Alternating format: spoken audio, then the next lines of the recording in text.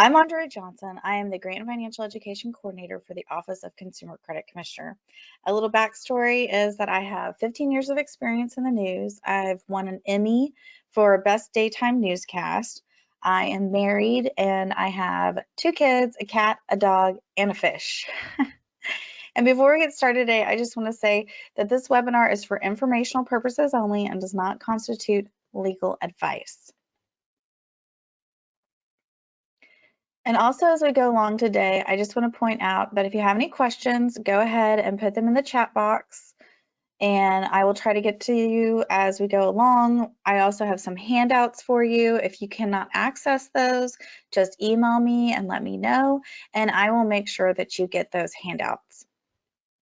Let me first start by telling you a little bit about the Texas Office of Consumer Credit Commissioner. We license and regulate certain non-depository institutions. We protect and safeguard consumers against abuse and deceptive lending practices. And we educate consumers and creditors about their rights and responsibilities, because you do have a lot of rights when it comes to your credit and things of that nature. So what do we license and what do we register?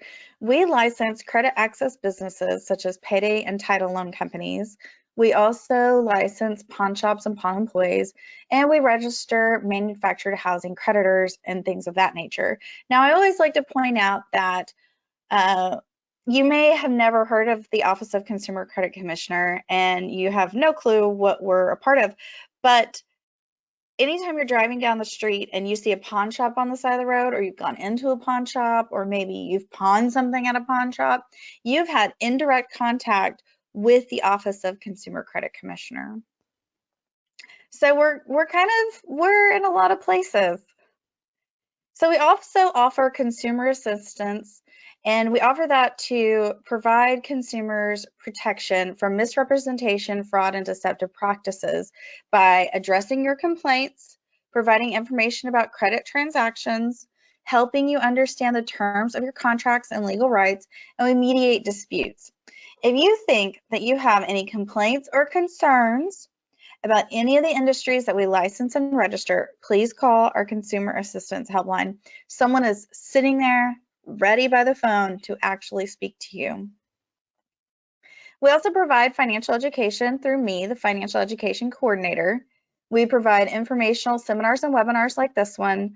We offer financial education materials, which can also be found on our website, occc.texas.gov. And we provide public service announcements and press releases, and we partner with other education-oriented organizations. This one I like to kind of mention because I am the grant coordinator, so I am responsible for the Texas Financial Education Endowment.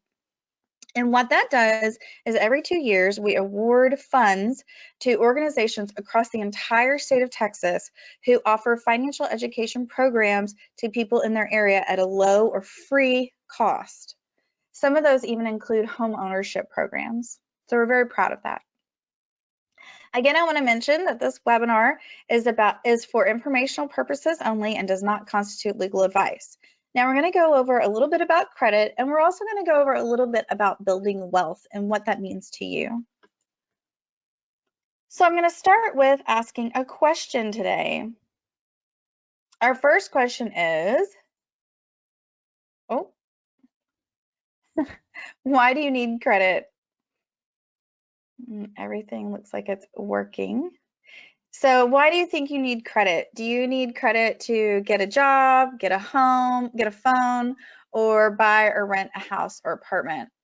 What is the most important thing on that list that you think you need credit for or good credit for? You know, of course, everyone buy or rent a house or an apartment, probably buy a car. That should also be on the list. And let's see how everyone has kind of stacked up today. It looks like everyone who's answered the question, it says buy, rent a house or an apartment. So the thing is, you need credit and good credit even to get a job, to get a phone, to spread out payments. You need good credit to get to finance a car, to get a loan, to get a credit card, to qualify for insurance. So what is credit and why, and It is the privilege of buying goods and services with a promise to pay later. So you're getting something in exchange, and you're saying, yes, I will take care of this later down the road. So there are 3 different types of credit accounts categories: open, installment, and revolving. So open accounts typically have a balance to be repaid in full every month.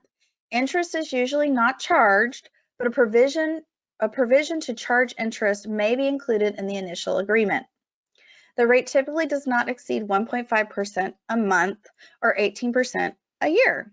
Examples can include company credit cards, some cell phone accounts, utilities, and some retail accounts. Then there's installment loans. Installment loans have to do with merchandise, services, and loans repayable in 2 or more regularly scheduled payments. They are secured and unsecured. So what is a secured loan? A secured means that there's a guarantee that it will be repaid by putting a lien of credit on an asset you own, such as your car. So when you take out a car loan, you're saying, if I don't pay this, then you will have my car. And so that's the guarantee that the loan will be paid every month because you want to keep your car. An unsecured loan is given without collateral, but it usually has a higher interest rate. One big example of this is going to be student loans, payday loans, and personal loans. Student loans, the catch is you go to school, you have your education, someone can't repossess your education. You get to have it no matter what, whether you pay the loan or not. Then there's revolving credit. This requires continuous monthly payments depending on, I see someone said they can't hear anything. Let me make sure. I just want to double check. If you still can't hear me, answer the chat box or the question box if you can't hear me, or possibly raise your hand. Hopefully, my audio says it's working, so hopefully everyone can hear me. So let's keep going and talk about revolving credit. This requires continuous monthly payments depending on how much of the credit line is used. Examples include credit card accounts, some retail store accounts. Awesome. Someone says they can hear me. Thank you so much for responding. Interest rates usually range from 14% to 30%, and this type of credit usually requires a minimum monthly payment, but beware making the minimum monthly payment, because depending on interest and depending on how much you owe compared to the amount you can charge, you might be getting really close to the threshold. And so if you can make more than the minimum payment, then you need to make more than the minimum payment. And one example of this would also be that, let's say you owe $1,000 on a credit card that charges 18% interest, and you're only making the minimum payment of $20. Now, assuming that you don't charge anything else on this card, it will take you 8 years to pay off $1,000, and your balance of $1,000 will actually end up costing you over $1,800 with interest payments. So if you can make more than the minimum payment, then that's definitely something that you need to do. So there's good credit and there's bad credit. When a creditor looks at your credit report and they're looking for good credit, they want to make sure that you're reliable in paying your bills on time. They are more willing to extend credit to you, and they might also be able to offer you lower pricing. And so that's important because you're going to get that lower pricing, and it's going to be easier to pay back that debt. Now, when it comes to bad credit, creditors might look at that and think that you're unreliable in paying your bills, that you have a high debt to credit ratio, which we're going to talk about in a second. Bills are paid late, debts are abandoned, and you've also filed for bankruptcy.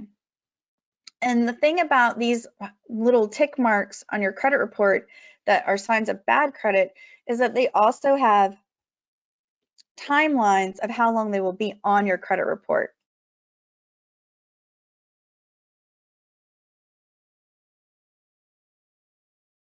So how do lenders determine credit worthiness? They're looking for the 3 C's: character, capacity, and capital. Character is how you've handled your past debt obligations.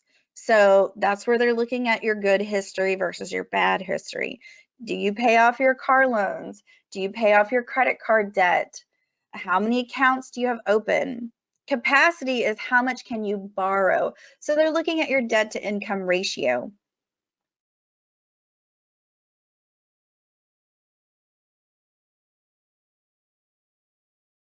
So how much can you borrow against how much you're bringing in? Then there's capital.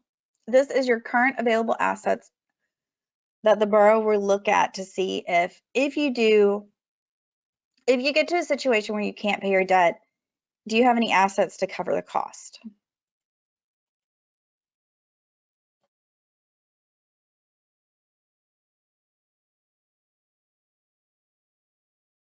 Excuse me one sec.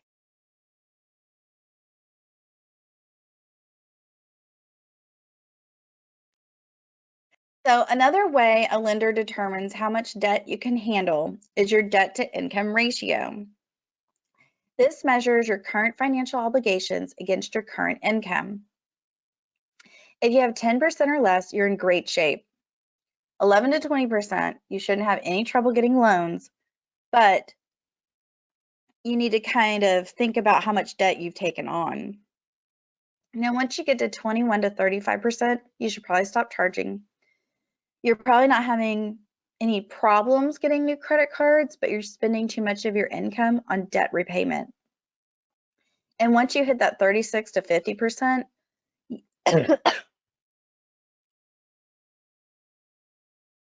sorry about that, you need to develop a plan to get out of debt. I am battling a sinus infection that has come with a cough. And it seems to really act up when I need to do a presentation and talk to people. Isn't that how life works?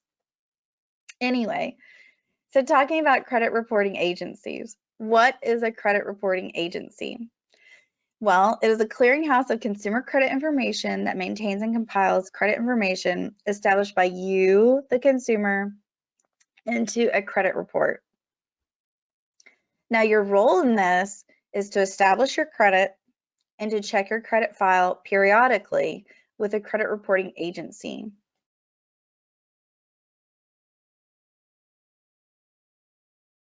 Now, let's talk a little bit about these things. Under the Fair Credit Reporting Act, you're entitled to a fair and accurate credit report.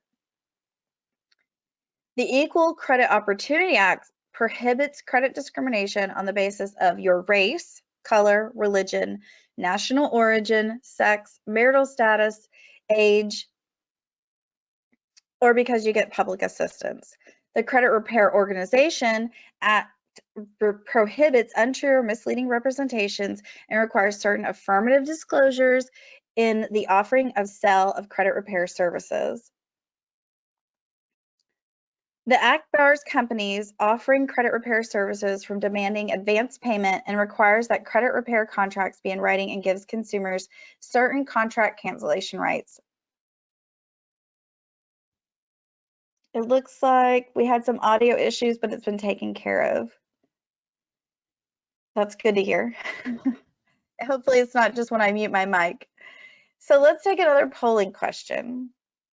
How often do you check your credit report? And this is pretty important.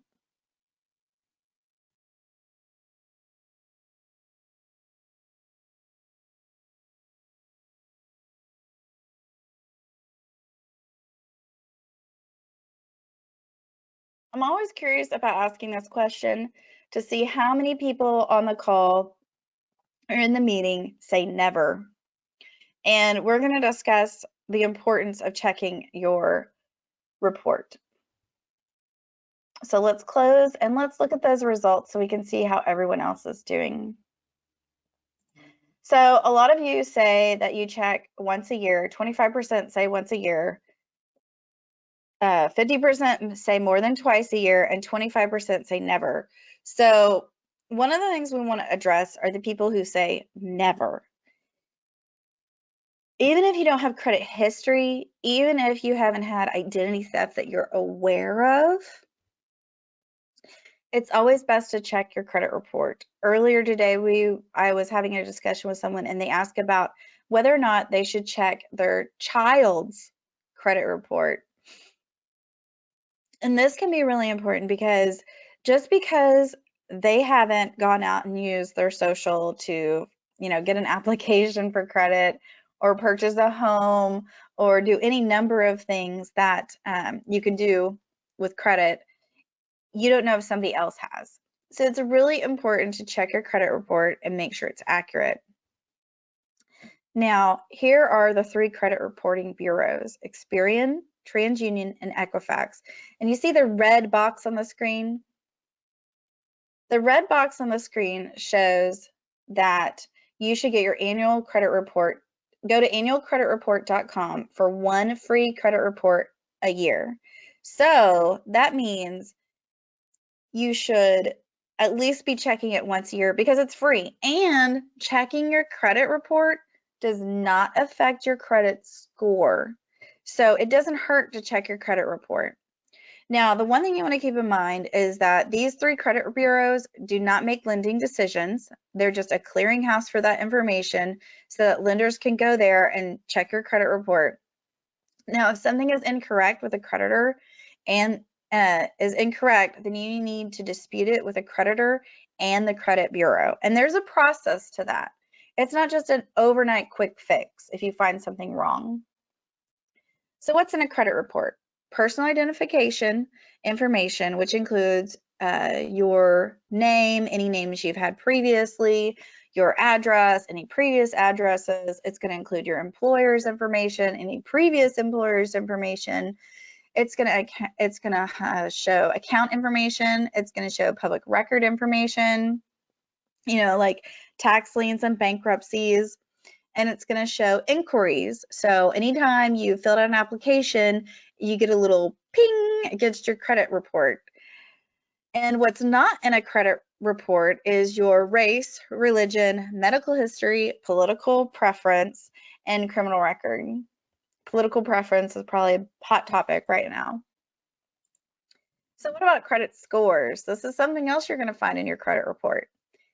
What they're looking at is how long is your credit history.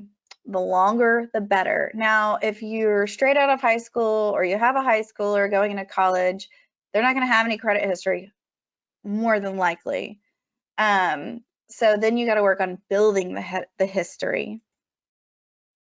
What is your debt to credit limit ratio? The lower, the better. So if you have 1 credit card and a car payment, then you're probably doing great, as long as your income is easily carrying that debt. How many inquiries do you have? The less you have, the better. So if every time you go to a store and they're saying, oh, apply for our credit card, you get this off, this off, this off, this percentage today, 0 months, no interest. Well, every time you fill out one of those applications, it's a ding against your credit score. They're also looking at, do you pay your bills on time? Now, delinquent bills that come into your account, and when I say bills, I'm talking about utility, phone, if you have a water bill, things like electric bill even. So I know people who have packed up everything, moved out of their apartment, just let all that stuff go. And so that will show up on your credit report and show up against your credit score. It's also going to show your credit score is also affected whether or not you have any charged off accounts, judgments, or bankruptcies. And credit scores typically range from 350 to 850. And of course, the higher the score, the easier it will be to get the best credit terms. In my house, I have a friendly competition with my husband that he doesn't know about, where I look at my credit score and his credit score, and I like to make sure mine is better than his, but it's a friendly competition that he doesn't know about. So there are different types of credit scores. There's Beacon, FICO, and Vantage. FICO is the most widely used credit score. A score that's 670 or above is considered good, and a score of 750 or above is considered exceptional. So one of those things about how, monitoring your credit, having good credit score, making sure your report is intact and everything's good and there's nothing inaccurate, is it's going to help you build consumer confidence. And we're going to talk about that more as we go on today. So you want to manage your credit inquiries. The fewer the inquiries, the better. Only apply for credit when you need it. And when applying for a mortgage or a loan, do your shopping in a short time frame and regularly check your credit report. You're going to hear me say that a lot today. You're going to hear me say, check your credit report a lot, because that is the most important thing you can do to help your credit, to build credit, to monitor your credit, and to know that everything is up and where it should be. So what kind of inquiries are there? There's hard and there's soft inquiries. When a lender reviews your credit report to make a decision, this is an inquiry. This is a hard inquiry. Mortgage, auto, credit card, hard inquiries. It's considered hard because these are going to be tied to an actual credit application, and they do affect your credit score. Now, when you do a soft credit inquiry, when you check your credit, or when a lender checks for pre-approval, so pre-approval, not an application, those are soft inquiries. And like I mentioned, you checking your credit does not affect your credit score, and soft inquiries do not impact your credit score. So the big takeaway between hard and soft is the application and the pre-approval letter. So when you're getting all of these pre-approval letters in the mail or in your email, and they say, you've been pre-approved for $10,000 from X bank, it's not until you fill out that application and send it back and it's processed that it goes against your credit. So that's the difference.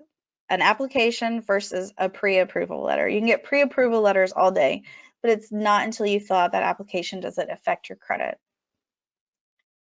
So, is it good to have several credit inquiries? And everyone should know the answer to this question after what we just talked about.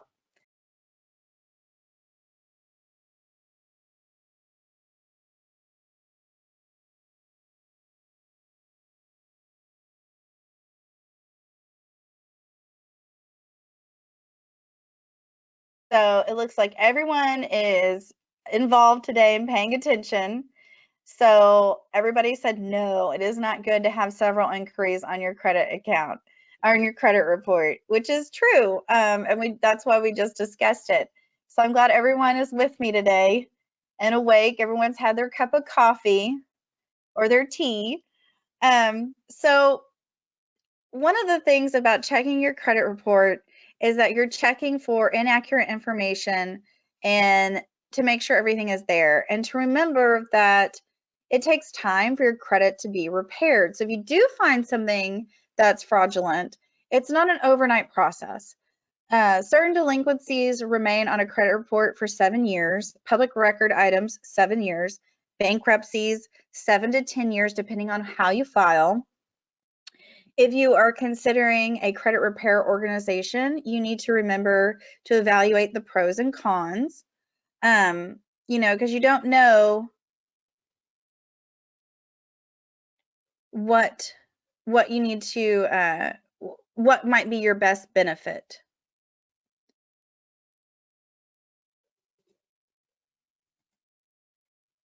So how do you dispute inaccuracies if you see something? Well, if you discover any inaccuracies in your credit report, you need to complete the request for investigation form the credit reporting agency sent you, or send a letter listing each incorrect item and explain exactly what is wrong.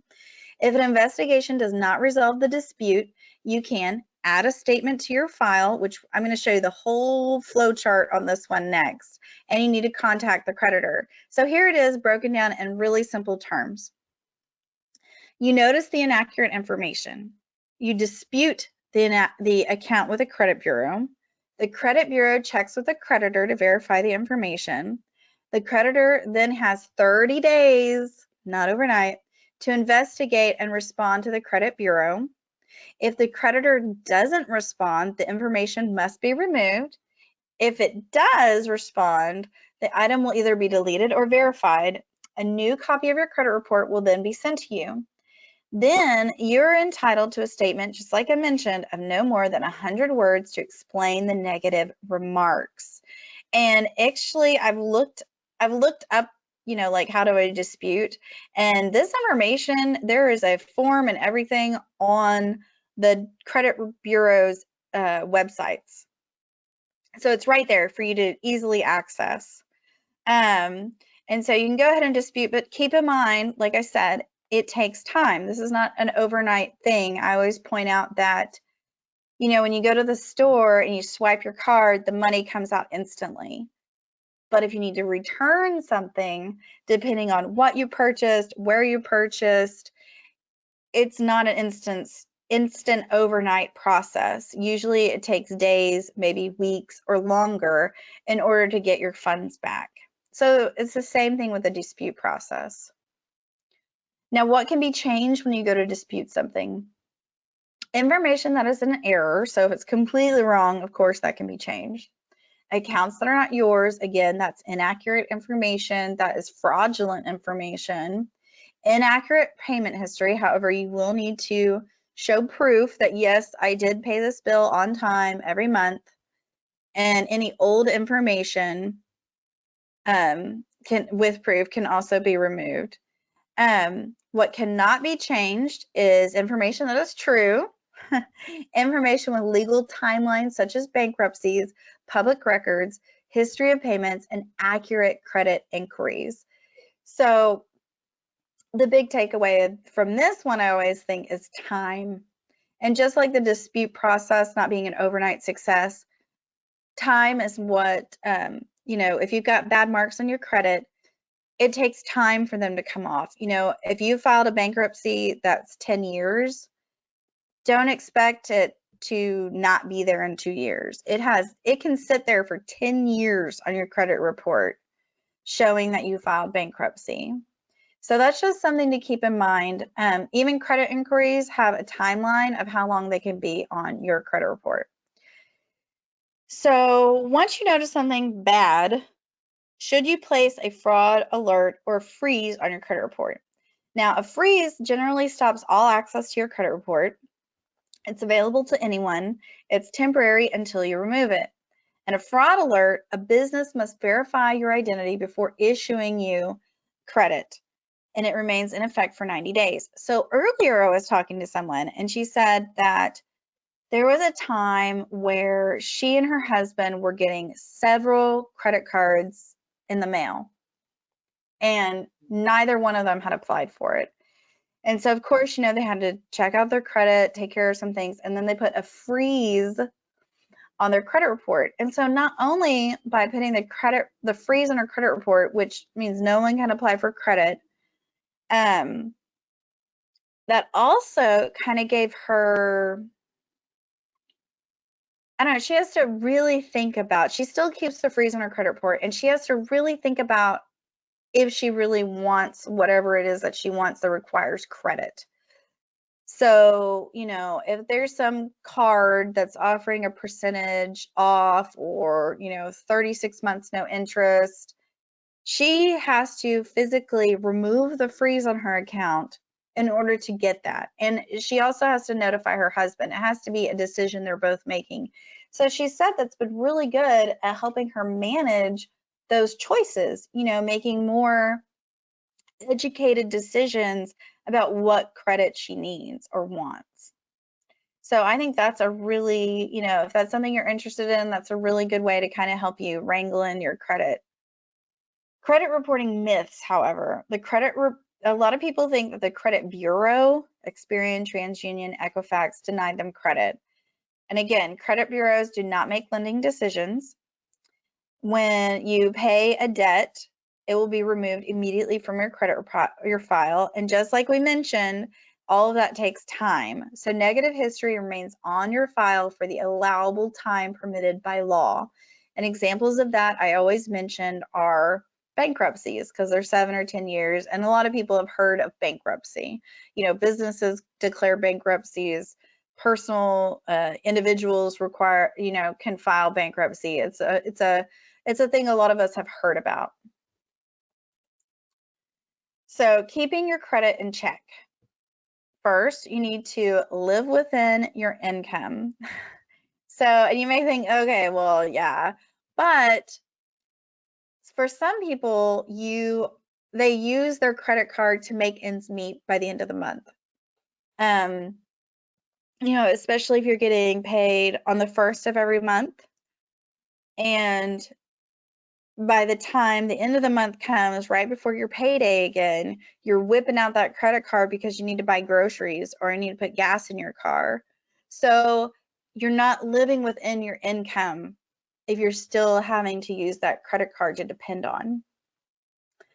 Also, impulse spending can lead to financial problems. So make sure that you kind of make a check and balance system of what's a need and what's a want.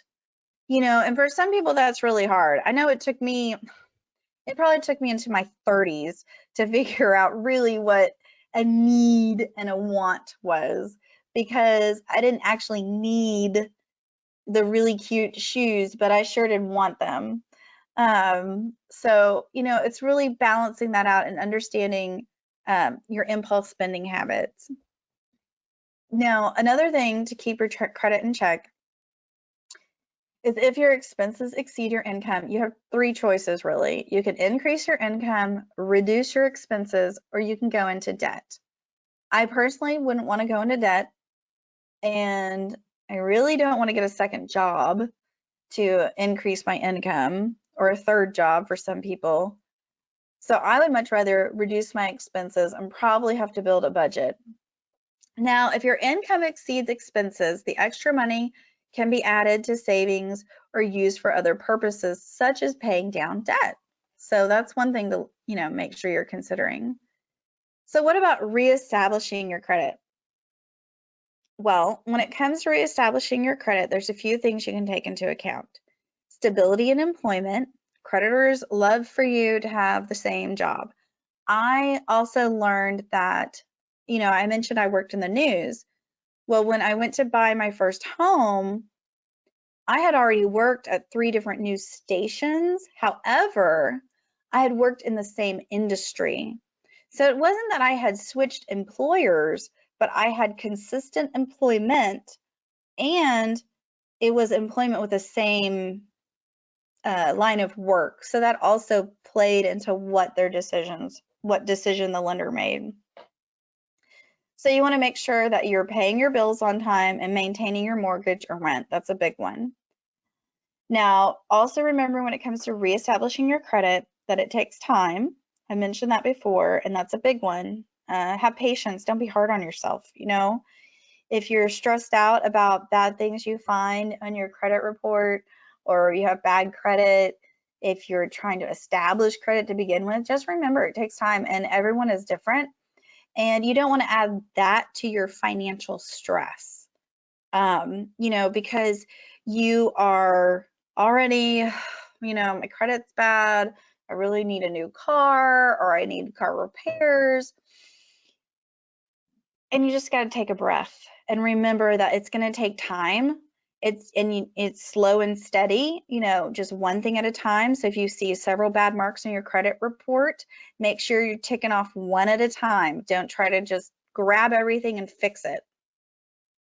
You can also apply for a secured account, like a loan or a secured credit card, and like a small savings account.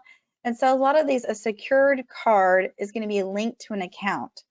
And so you're going to keep a certain balance in that account so that it is the security for the credit card.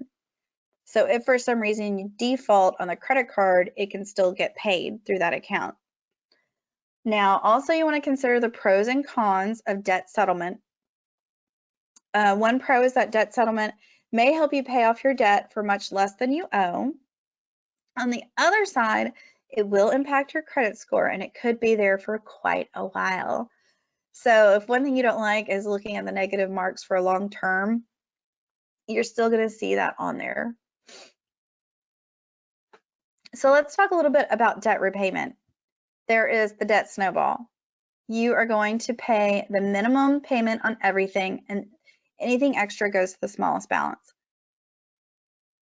Now, what that is regardless of the interest rate on different things that you have on credit, you're going to take any extra funds and pay it to the card that has the smallest balance.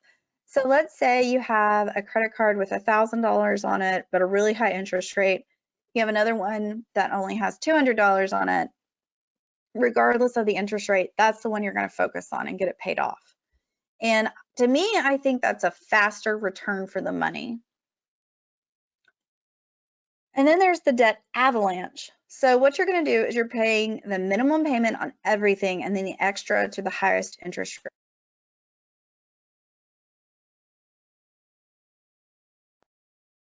So this is kind of the opposite of what I just mentioned, the debt snowball. And to me, it's going to seem like it's chipping away a little bit. It's going to take longer to chip away at the one that has the highest interest rate, because each month, just your interest rate, your interest is going to raise your balance on what you owe. So consolidate your credit cards, but consider balance transfers and fees. And why I mention, for some, consolidating your credit card sounds like a great idea. But for instance, let's say you apply for a credit card, it says 0% interest on balance transfers for 12 months. Sounds great, right? 0% interest. However, at the end of that 12 months, are you going to have that card paid off? Because if you don't, you're going to be in the same position you were 12 months ago. And so it's really important to consider that when you are thinking about doing balance transfers. So one other thing you can do when it comes to debt repayment is, and if you haven't already, you need to stop using credit cards or other debt to finance expenses. And that's a big one. Also try to allocate extra money to debt repayment. So think about if there's anyone in the household who is working but not contributing to the monthly debt, see what they can contribute. Maybe it's 50 bucks, maybe a little bit more. Maybe they can pay the electric bill. Maybe you can get a second job or a third job if you have that kind of time that you can give in order to make that happen. Also think about if there's things in your house that you could sell, that you own, that you're not using anymore, it's just sitting there collecting dust. Those are other ways that you could just, and that money that you make off of those items, you can just turn around and put it on the credit card that you're trying to pay off or something, instead of putting it into an account. Just automatically pay towards that bill. And ask for lower interest rates. Now, this is last on the list, but the thing is, and you might be laughing to yourself saying, well, what creditor, if I ask them, is going to give me a lower interest rate? Well, remember, it doesn't hurt to ask. You can't get anything in life if you just don't ask for it. You will never know the answer if you don't ask the question. So that is an option, is to contact your creditors and ask them for lower interest rates. Now today we're also going to talk a little bit about building wealth. So I have another question for you. Do you have any goals for building wealth? Yes, no, or you haven't even thought about it? Honestly, I probably really haven't thought about long-term goals when it comes to building wealth. But I know there's certain things, if we're thinking about building wealth, and I'll talk about it here in a second, buying the new house, doing a new addition, saving for retirement, that kind of thing. Well, yes, I have, but I'm fortunate that I work for the state and, we're already having retirement taken out of my paycheck every month. So it's less to think about. So let's close it and share it and see how everyone stands. And it looks like 67% of you say, yes, I do have goals for building wealth. And 33% say they haven't even thought about it. And I'm probably somewhere in the middle between those two. But what does building wealth mean? And you see these little icons that just popped up. So does building wealth mean buying a new house? Does it mean having a ton of money in your pocket? Does it mean, having a new car or a new cell phone? What does building wealth mean to you? And it might be having the fanciest car on the big house on the hill and the fancy car. Let's see. For some, it could mean paying your mortgage on time. It could mean saving for unexpected expenses. For instance, all of my pets seem to be around the same age range, and they've all had unforeseen health problems recently. It can mean saving for retirement, and saving for retirement is a little bit bigger than you might think, because you want to think of it as a stool, and one leg is your pension, one leg is your Social Security, and the third leg is your 401k, and you need all three of these to build wealth and financial wellness for your future. So a lot of things go into retirement in this little bucket that, depending on your age, you may not be thinking about right now, but it's always a good time to start. So the first step to building wealth is determining your net worth. And this is something I know I was not thinking about in my 20s. I wasn't really thinking about in my 30s either. I'm still in my 30s. You can do this by subtracting your liabilities from your assets, which equals net worth. Assets are everything you have that is worth something to you or someone else. For instance, I have a home and I own 2 cars. So those are my assets. Liabilities are everything you owe, and your net worth is the difference between those two. So here is what a simple balance sheet might look like. So when you look at this, you identify your assets and your liabilities, and then you see here this example, the person's net worth is $24,000. So you might be really surprised by your net worth if you were to do this and kind of make a little balance sheet, because you might be thinking, I don't have any net worth. What kind of wealth do I have in the bank? But you might really be surprised when you fill out a little sheet like this, looking at savings, looking at stocks, look at your retirement, any cash you have in the bank. I have a vehicle that's paid off, and I have a vehicle that I own money on. So, how do those two balance out if I were to fill out this little sheet? Now, one of the things also when it comes to building wealth is setting goals. And this is where we talk about what your idea of wealth is. Do you have short-term goals which take less than a year, like an emergency savings account, small household repairs, maybe a quick weekend getaway? Maybe you have intermediate goals that take 1 to 4 years, like a down payment on a vehicle, an extended vacation, or major home repairs like a new deck in your backyard. Then there's long-term goals that take 4 years or longer. Those are going to include things like a down payment on your house, or maybe you want to buy a boat, or retirement. So retirement falls a lot into building wealth because it's about your future. And that's what building wealth really comes down to, is what do you want in the future? So one thing about building wealth is building goals. You can't build wealth without goals. And I always want to talk about financial goals because you want to write these down and make them visible for everyone and be specific and make them achievable. This is really important. This is really important building wealth. This is really important building your credit. This is really important with building wealth. And you want to put them somewhere where you can see them every day and go, yeah, that's what I want. I want a new deck in my backyard, and my husband wants a hot tub. And so those might be financial goals that we set, although I'm not leaning towards the hot tub. You want to think about how much it will cost, not just the monetary cost, but you want to think about your support system and the sacrifices that you and everyone in your household is going to have to make.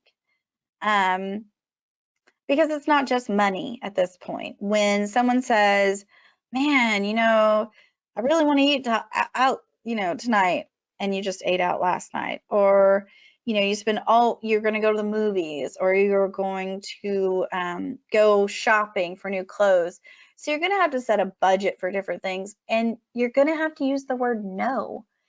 And not just with other people, but with yourself.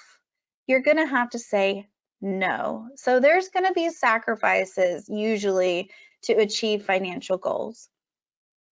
You also want to communicate these goals.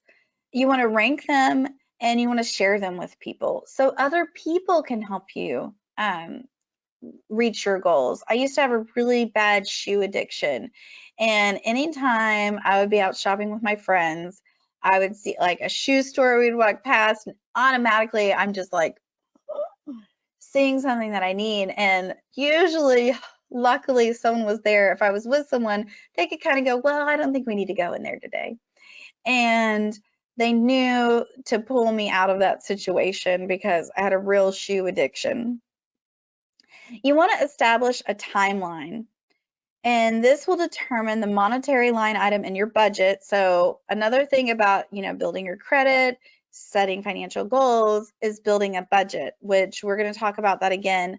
I'm going to do budgeting in December.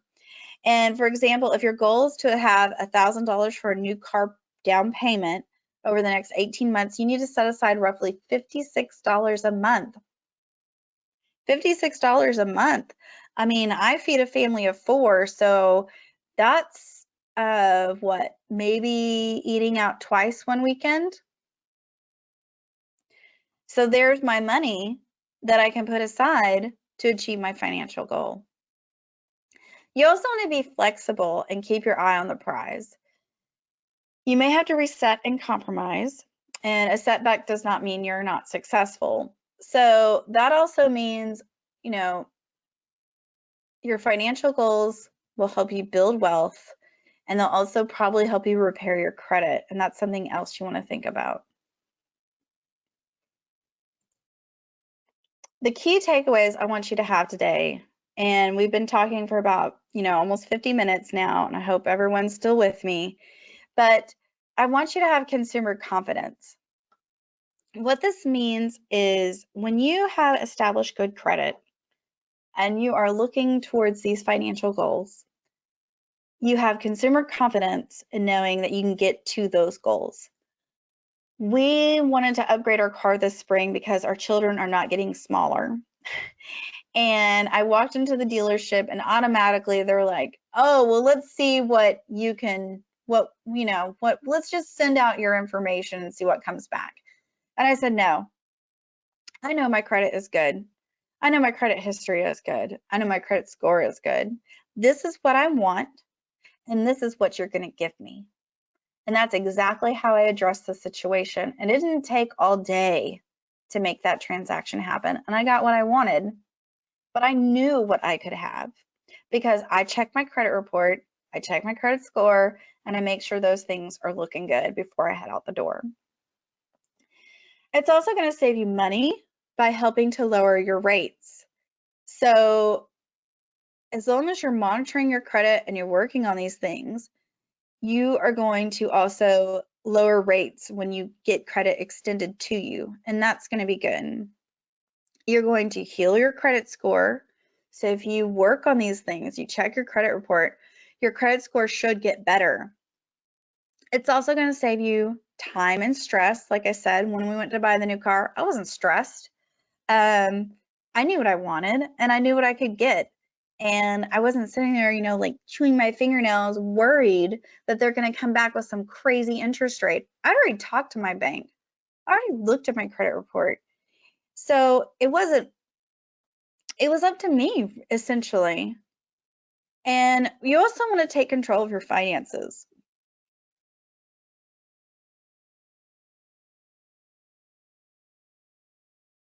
So if you're monitoring your credit, you're establishing your credit, you're improving your credit, you're going to be in control of your finances because there's not going to be a lot of roadblocks and there's not going to be a lot of surprise when you head out the door. And that's going to help you be in control. And if you're like me, I like to be in control. Unfortunately, I married someone who also is in control. And we butt heads a lot, but when it comes to finances, we're on the same track. And that's where you need to be. And now that pretty much wraps up today. If you have any questions, we can try to answer them now, or you can email financial education, financial_education at occc.texas.gov. We are going to continue to do webinars like this in the future. You can follow us on Facebook, Texas Financial Education Endowment, or Twitter at Financial Ed Texas.